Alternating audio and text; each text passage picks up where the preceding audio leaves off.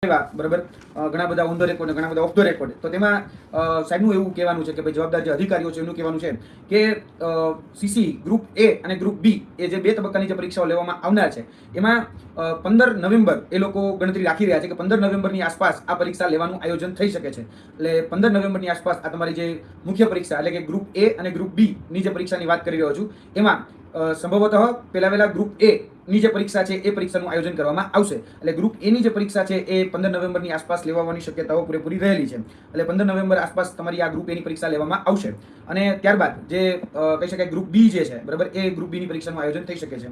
હવે આમાં ઘણા બધા વિદ્યાર્થી મિત્રોને જે પ્રશ્ન હતા એ પ્રશ્નોની ચર્ચા આજે અમે આવેદનપત્રના ભાગરૂપે પણ કરી છે અને સીબીઆરટી પદ્ધતિમાં જે નોર્મલાઇઝેશન થયું છે નોર્મલાઇઝેશનમાં ઘણા બધા વિદ્યાર્થીઓ છે એને સંતોષ હશે, ઘણા બધા વિદ્યાર્થીઓને અસંતોષ હશે. તો બંનેની વાત અમે ત્યાં રાખી છે કારણ કે આજે જે પાસ આઉટ ઉમેદવારો પણ અમારી સાથે હતા અને ઘણા એવા પણ ઉમેદવારો હતા જે લોકો મળવા આવેલા હતા. એ બંનેની હું વાત કરીશ તમને, પણ પહેલા જે પોઝિટિવ વાત છે, જે સકારાત્મક છે, સકારાત્મક વાત તમારા સમક્ષ મૂકું.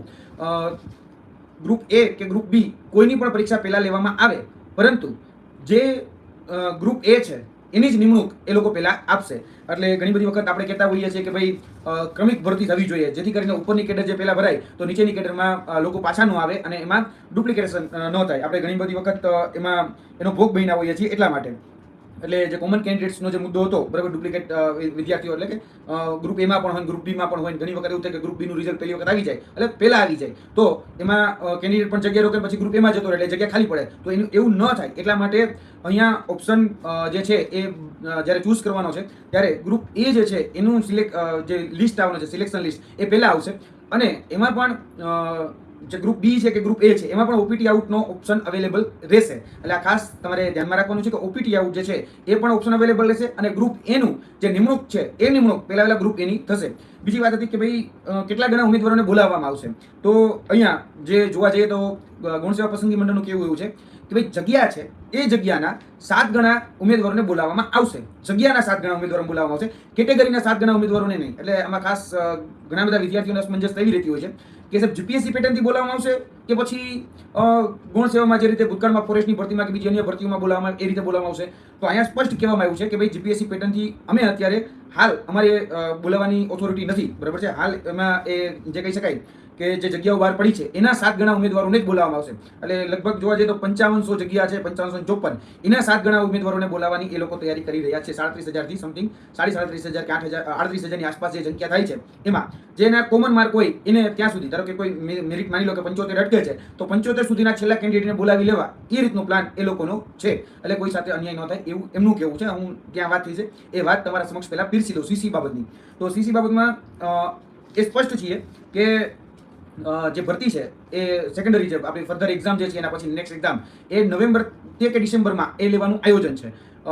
એ લોકો એવો પ્રયત્ન કરી રહ્યા છે કે નવેમ્બર મહિનામાં લેવાઈ જાય. આ એ લોકોનો પ્રયત્ન છે.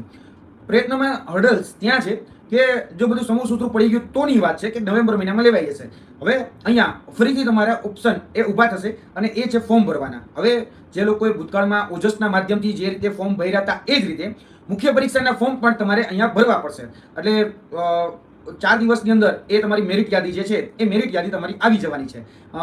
લગભગ 14 સાંજ સુધીમાં 14 તારીખની સાંજ સુધીમાં તમારી જે મેરિટ યાદી છે એટલે સીસીની જે મેરિટ યાદી છે એ મેરિટ યાદી આવી જવાની છે. અને અમારા જે ઇન્ટરનલ ઇનપુટ્સ જે છે એ સ્પષ્ટ કહી રહ્યા છે કે તમારા માર્ક સાથેની પીડીએફ એ જાહેર થશે.